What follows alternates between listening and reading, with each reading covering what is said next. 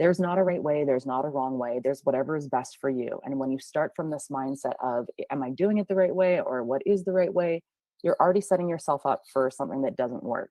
There is no right or wrong way. Again, this is influence from our education system and our society about always having to have the A plus or the right answer or the wrong answer. So that's actually instilled in us that there might be this idea that we're doing journaling wrong.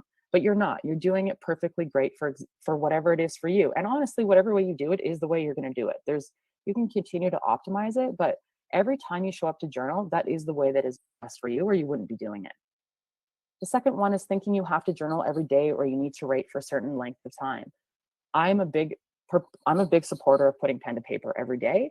However, what happens is people get it in their mind that I have to journal every day, and then they create resistance, they create stagnation because they're trying to be perfect about it and think they have to do it every day, and then they don't, and they beat themselves up. It's a vicious cycle. The reality of it is if you can do it every day, great. If you don't, no problem. But you don't want to put the pressure on yourself and then actually create the resistance and not do it at all. The other one is limiting your journal writing to negative emotion dumps. A lot of people have a perception that they only really journal or write things down in a diary or whatever you want to call it when things aren't going great. But that's not the reality. And in the blue here, the real benefit of journaling comes from using writing as a tool to increase self-awareness and personal growth. To increase personal growth is the big thing I want you to take out of that one.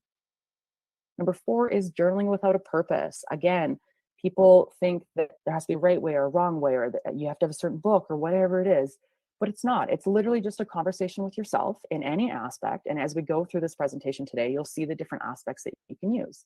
But it can literally be whatever you make it. And in most cases, it's for personal growth. As we go through this today, you'll see why and the power in using it for personal growth. Writing within the lines. This is another one I hear all the time. Hey, I don't want to screw up that new journal I got, or I have 100 journals sitting beside me and I've never opened one of them because they're just so beautiful. That's not the purpose of them. The purpose of them is to be messy, to be creative. We're creative beings.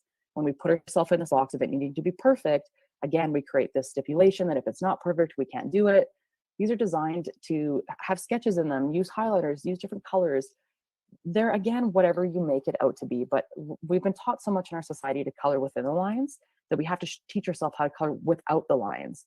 And someone I was speaking to yesterday had said she had awareness that her education actually instilled in her that she needed to write perfectly within those lines at a young age in her Catholic education system. And she's realized that that has been programmed into her and it's actually working against her. So she's learning how to color outside the lines, so to speak, for herself. So these are all things that we already hold to be true, and you have to decide what they are for you, or to discover what they are for you. This one here is not including context. This one talks about how we write down in our journals when you get consistent. You start to write in your journal and you lose a little bit of the context of the time of when it was.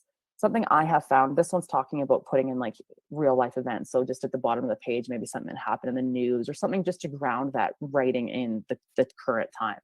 Something as simple as putting a date on the top of the page is all that I do, allows you to then see when you wrote that journal entry. And in fact, I encourage you to do that on anything that you write, even anything in Alignment 2020, is just to throw a date in the top corner so that in the future you can go back and you can see the things that you were taking action on. You can see what you were writing and you can be like, oh, I remember when I was there and look at where I am now. And the last one here is giving up. A lot of people want to give up because they think it's not perfect, or they're not doing it right, or they're not getting benefit, or they don't have time, or whatever it is, and they just give up.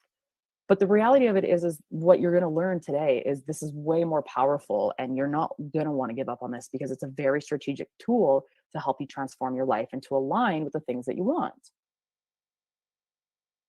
Before we dive into this, I want to acknowledge that this information may be new to some and may challenge your current belief in truth. As I talked about at the beginning, this was completely new to me. I had to figure this all out, and it did challenge a little bit of my belief system. I didn't always live in this reality of understanding energy. I've come to understand it over time and researching mindset. But I do ask you to keep an open mind and hear the message that is being delivered. If for any reason you're like, hey, this isn't for me, I absolutely hop off, no problem. But I do want to encourage you to stick around and just be open to what I'm teaching.